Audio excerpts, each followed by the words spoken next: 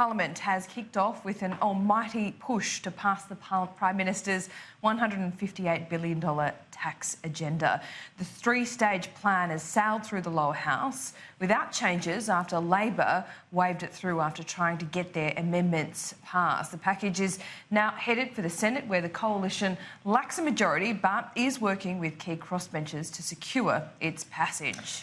Tasmanian Senator Jackie Lambie is likely to make or break the deal, but she's yet to declare her hand. If the tax cuts clear the Senate, Labor will rethink its opposition to splitting the bill and carving out tax cuts for higher income earners. Political reporter James O'Doherty has more.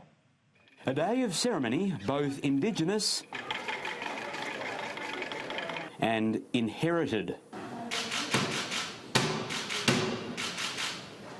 Here, 65,000 years of Aboriginal culture meets mere centuries of Westminster tradition. The Governor-General opening Parliament by setting out the government's plans with a message to Scott Morrison's quiet Australians. The aspirations, efforts and priorities of these Australians will now drive my government's agenda. Top of that agenda, income tax cuts. From 2024 to 25, Australians will be able to increase their earnings from $45,000 to $200,000 a year without facing an increase in their marginal tax rate.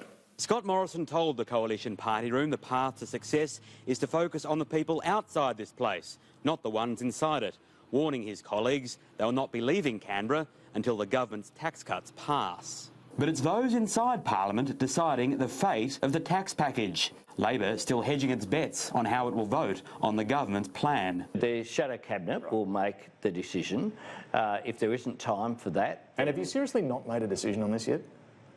Well, what we've done, David, is made a decision to fight for our amendments. Scott Morrison's plan B, the Senate crossbench. We're not quite across the line yet. We're just working through some of the finer details. We can't see any roadblocks, but there's a few bumps that need to be smoothed out. With Pauline Hanson opposing the tax cuts, the vote will come down to Jackie Lambie.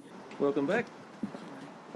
She says she's still making up her mind. During the election, the Prime Minister promised the tax cut will be passed in June. Now, people will get it next week. So once they put in their tax returns, if they put in their tax returns next week, then they will get it just days after. James O'Doherty, Sky News, Canberra.